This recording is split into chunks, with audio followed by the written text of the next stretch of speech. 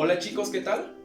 Dentro de las actividades de un técnico en una subestación eléctrica es monitorear ciertos parámetros eléctricos, como cuáles, la resistencia, el voltaje y la corriente. Esto con la finalidad de que trabaje adecuadamente, sea confiable y segura. Y para ello tenemos una herramienta fundamental, la cual es el multímetro, el cual vamos a estudiar ciertos parámetros que debemos de conocer a la perfección. Como punto número 1, la magnitud a medir.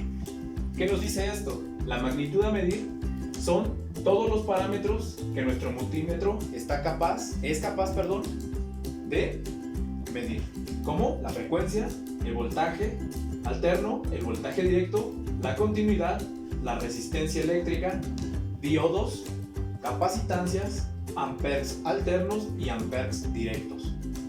Una vez que conocemos la magnitud, tenemos que identificar los datos de placa del elemento al cual vamos a analizar.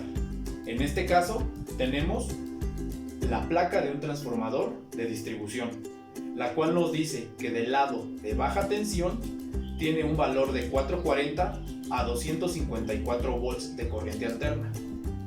Muy bien, hasta este punto tenemos identificadas las magnitudes y los datos de placa del equipo a medir. Posteriormente, el punto número 3 nos habla de los rangos del multímetro. Y para esto, en el mercado podemos encontrar de dos tipos. Equipos que tengan un rango que se ajusta manualmente y otros que se ajusta automáticamente. Un punto muy importante que debemos de tener en cuenta en el uso del multímetro es no sobrepasar el valor que nos está especificando en la parte de abajo en donde se conectan los bornes. En este caso es de 600 volts y el valor de placa de mi transformador de distribución es del lado de baja 440 a 254 volts. Por lo tanto, mi multímetro digital es apto para poder realizar esa medición en el lado de baja. La segunda lámina dice cómo conectar el multímetro. Una cosa es cómo colocar las puntas en el multímetro y otra muy diferente es cómo y tener clara la conexión que vamos a hacer dependiendo de voltaje o de corriente. Muy bien, para esto en la parte inferior de nuestro multímetro como de nuestro amperómetro de gancho tenemos ubicados los bornes. Estos bordes nos dicen el tipo de medición a lo cual están aptos. En el multímetro tenemos una punta roja que mide amperes y una roja que mide voltaje, resistencia, diodos y capacitores. Y una punta común en color negro. Una vez que ya tenemos las puntas conectadas de la manera correcta en el multímetro, vamos a conectar en paralelo para medir el voltaje. ¿Y de qué manera lo vamos a hacer?